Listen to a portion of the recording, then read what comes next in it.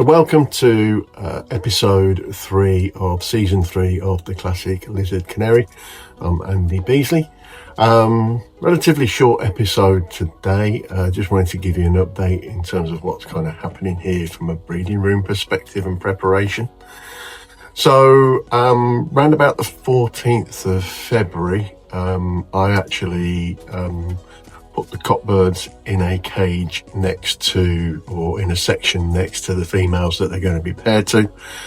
Put in the wire slides that I mentioned previously, and a number of the males started singing quite heavily and kind of making those kind of responses they tend to do when mating quite quickly. But clearly, I mean, I didn't want them to go really early, so again I've kept them separated. It's now the weekend of the 22nd of February. I've just come back from a week away travelling with work, so the family kind of took care of the birds for me while I was away. Come back, everything's good, the birds seem pretty healthy, so now I've pulled the slides slightly. You'll see some images of all of this flashing up as we're talking, to allow the males and the females to kind of feed each other through the gap that I've created by pulling the slides out, because they couldn't really make contact the way with the wire slides that I use. I can already see some of the birds already trying to feed each other through that gap, and that's always a good indication of things are kind of going to come along quite steadily. The other thing I've noticed, having been away for a week, so I use brown corrugated paper in the bottom of the cages, and what I've already noticed with a few of the hens, they're already starting to rip that up and carry it. Some of them are completely shredding it. So again, I don't think it'll be long. As everybody knows, I started extending the hours of lighting in here quite early, like I did last year, to just bring them on a month earlier for me because of practicalities. And it doesn't seem to have done the birds any harm previously. So again, I'll try it again this year. So I'm hoping kind of the early weeks of March will be when I might start introducing the nest pans. I'm just going to see. I'm going to try and hold them back a little bit as well, but let's just see how they go. Make sure they're looking fit and healthy. I've got 6 pairs running. I always want to have at least 3 pairs running at the same time, really, so that if anything goes wrong, I've got the opportunity to move eggs or move youngsters to other pairs that have youngsters or have less youngsters. It just depends really, but you need to have options. So like I said, until I've got half of the pairs looking fit enough to breed, if not all of them, then I won't pair them up until I'm absolutely 100% comfortable regarding that. Okay. Throughout the rest of the video, as promised again from David Stevenson in those previous videos, there are some more comparisons coming up, and I've also taken the opportunity to show you the pairings that I'm actually running with this year, and the reason I'm running with those pairings as well.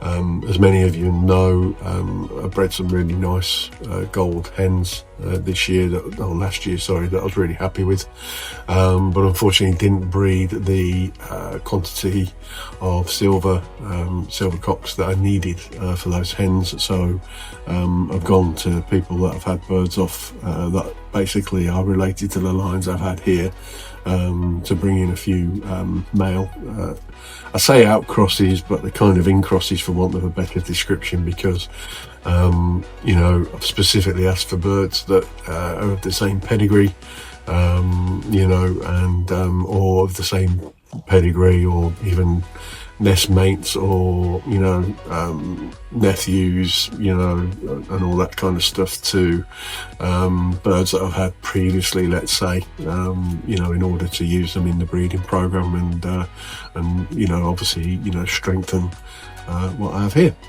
So that's kind of it really for my intro. I think the only thing I wanted to add, myself and Hugh Evans, as representatives of the LCA, took part in an update that the NCA gave a couple of weeks ago regarding their interactions with DEFRA. I also see, we've all been active in terms of writing to MPs and so on, and that level of activities are absolutely fantastic.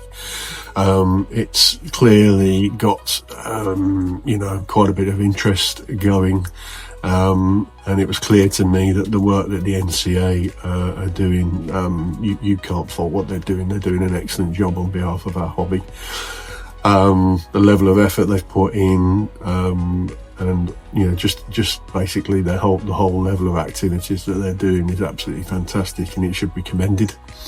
If at some point they need any additional support financially, I think everybody should maybe dig a little bit in to give some support if it's necessary, because again, I can't praise enough the work that they've done. They do anyway, but the work that they're particularly doing currently with the challenges we've been facing, and I think our hobby will be better for the work that the NCA are doing currently relating to the challenges we're facing with DEFRA, and let's see where that ends up in the future. But I feel a lot more positive now, having participated in that meeting and listened to the updates. So all in all, let's see where we go, but certainly I'm a lot happier listening to what I heard, and let's see where it takes us. But again, enjoy the rest of the episode and the footage, and I look forward to giving you more details. Probably into the breeding season will be the next ones. Hopefully there'll be nests built and maybe a few eggs by the time the next episode comes out, but let's see. That's wishful thinking, isn't it? So it doesn't always go to plan, does it really? But best laid plans, but let's see. In the meantime, I wish you all every success if your breeding season has already started, and if it hasn't, best of luck with your preparation ready for when it comes. And in the meantime, like I said, enjoy the rest of the video, and I'll speak to you again soon. Take care. Bye. So here we have the first of our comparisons of this week's episode. We have two non-colour fed silver males. The one on the left is a non-cap silver male, and the one on the right with the brown ring is a broken cap silver male. Both birds were brought in as related outcrosses into the stud at some point. In fact, the one with the brown ring is being used in the breeding program this year, and I'll talk at some point regarding the pairing that we've selected for him. If anything, the bird on the left probably is a little bit on the smaller side, maybe a little bit more skinny than the one on the right. The right definitely has a lot more type and a lot more substance, and as we get into the images shortly, I'll highlight some of the key features that give a solid comparison of both birds. So first, let's take a look at the backs.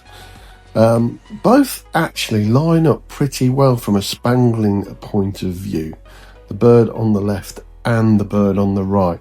I would argue that the bird on the right has got that typical standard that we like, where the spangles start off small at the top and get wider as they come down the back. And again, because he's got a little bit more type and a bit more width, spangles carry a little bit better than the bird on the left. The other thing, if I want to be critical from a show point of view, you can see on the wings of the bird on the left those white over-ear tips of the feather that you tend to get when feathers have been knocked out on a young bird. Now, if we look at the breastwork of both birds, one of the things I wanted to point out is the one on the left, the non-cap, appears to have better ground colour, but I think you can see from the colour of the background that's got more to do with the lighting when these birds were photographed. I would argue that the bird on the right hand side, whilst they both show similar levels of spangling down the breast of the birds, I think the bird on the right probably is a little bit more uniform, and therefore I would prefer the bird on the right with the brown ring to the bird on the left. Then if we take a look at the heads of both birds, you can clearly see the broken cap on the right hand side has much more defined spangling through the head than the bird on the left. Again, the lighting could be playing a part here, but I would also argue that the bird on the right has darker legs than the bird on the left.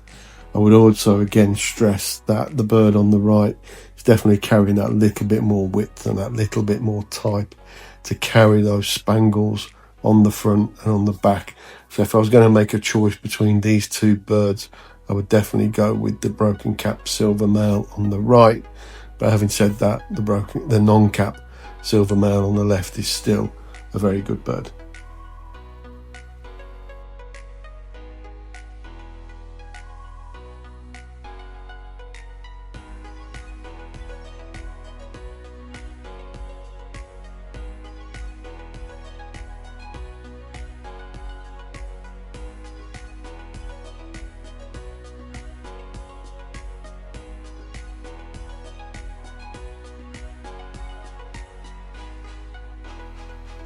So let's start with pair number 1.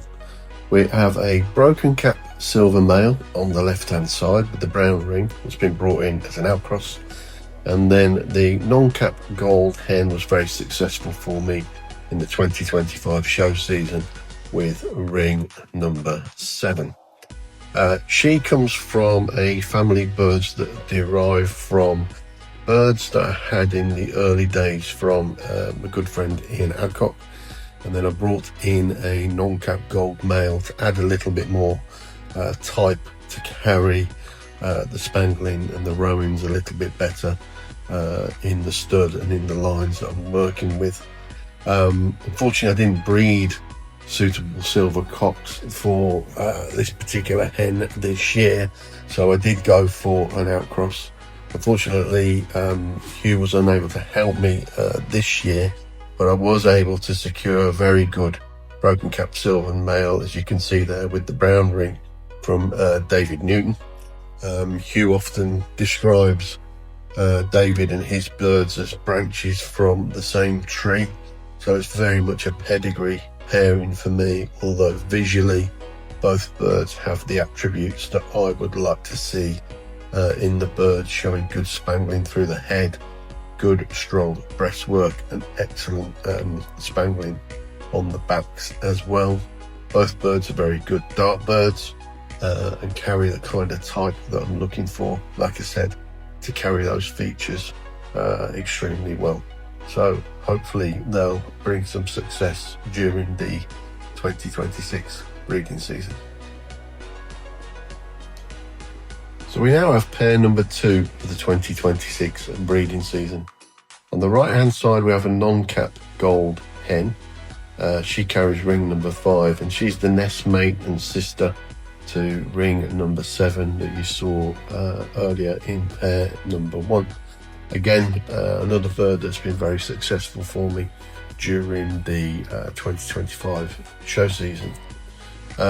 Again, for the same reason I mentioned previously with pair number 1, I didn't breed suitable males, silver males, in 2025 to use with this hen, but I was particularly keen to get an outcross that was related to this bird's grandmother, which was an exceptional non-cap silver hen that I acquired from Ian Adcock a few years ago.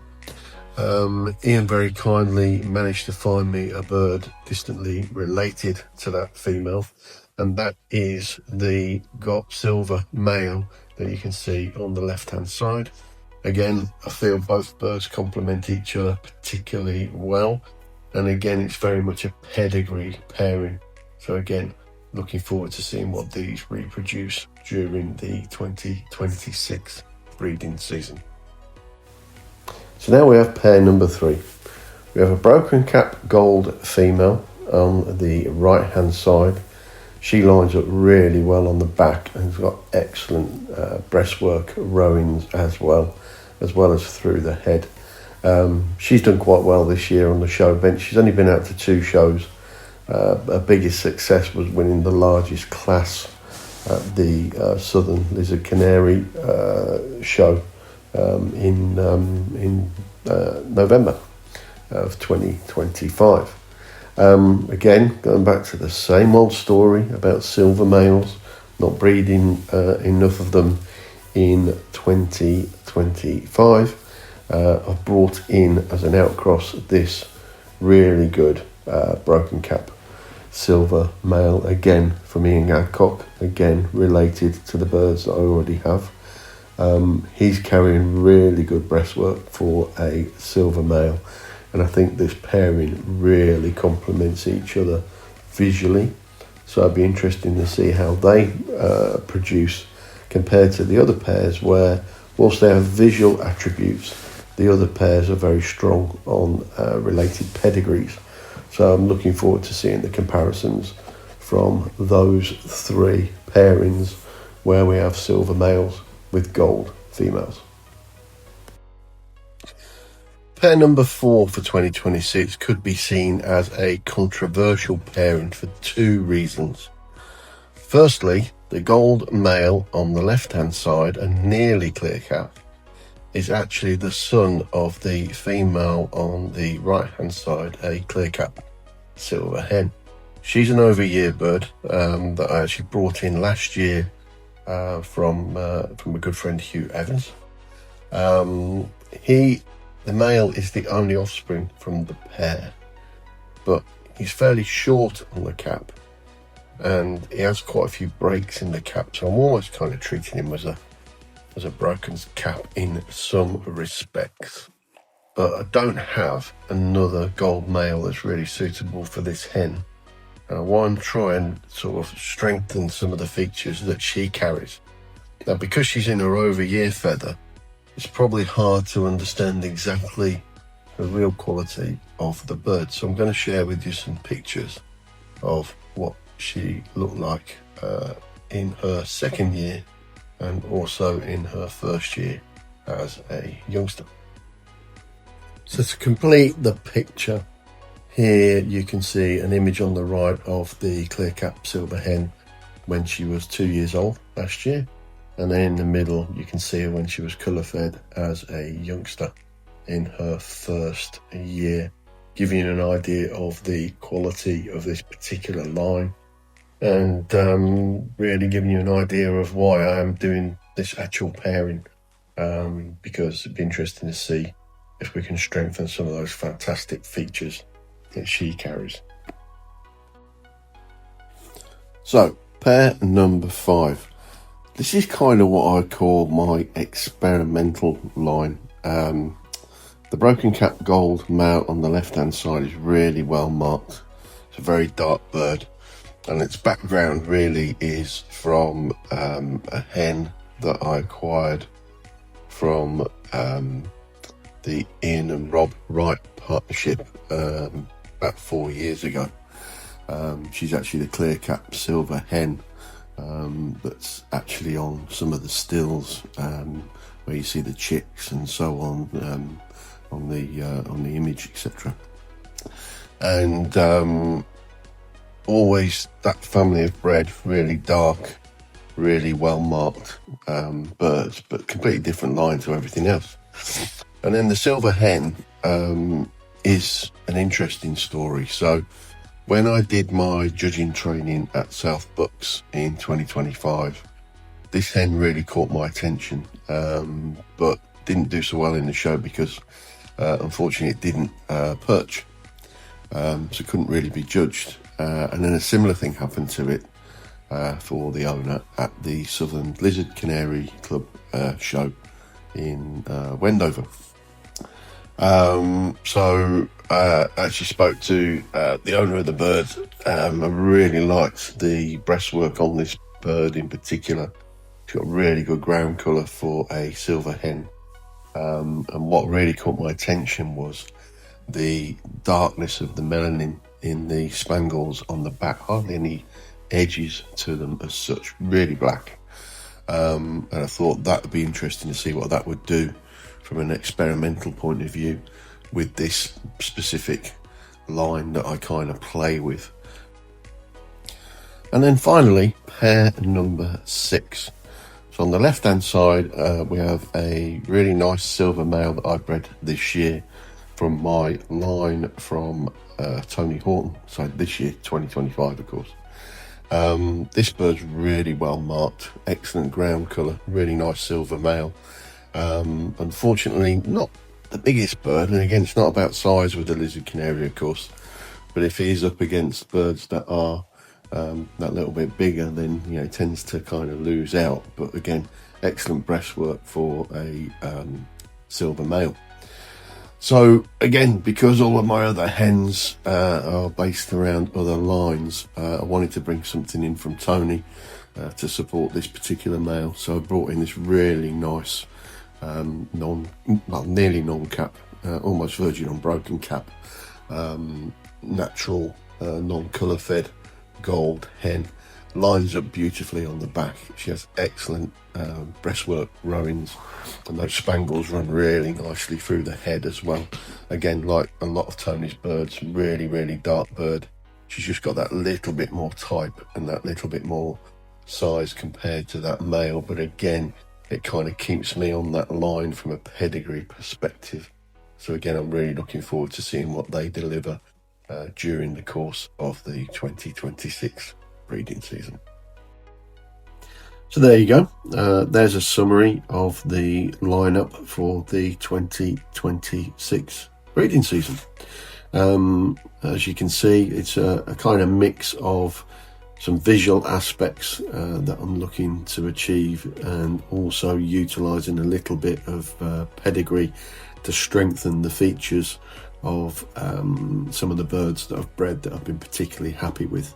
So I'm looking forward, obviously, on future episodes, that once the breeding season's finished and the birds are molted out, that I'll be in a position to then drill down into each of the pairs and hopefully show you the results. Hope you enjoyed the episode. I hope you found it helpful. I just want to add as well that for those of you that haven't seen it, that probably don't access Facebook and so on, there is an online petition out there regarding the aspects of the hobby, linked to the showing of the birds, linked to the DEFRA licensing and so on. Strongly urge any of you to go online and sign that petition, and if you can't get online yourself, I would probably strongly recommend maybe you get a relative to maybe do it on your behalf, if that's easier. But again, strongly recommend for the good of the hobby, if you get an opportunity, please take a look at that, and I'll try and put a link in the chat on this video to make it easier. In the meantime, I wish you all the best for the breeding season. I know I have already, but just want to reiterate it, and look forward to coming back to you on a few other points and progress through the breeding season as we go. Okay, take care and all the best. Bye bye.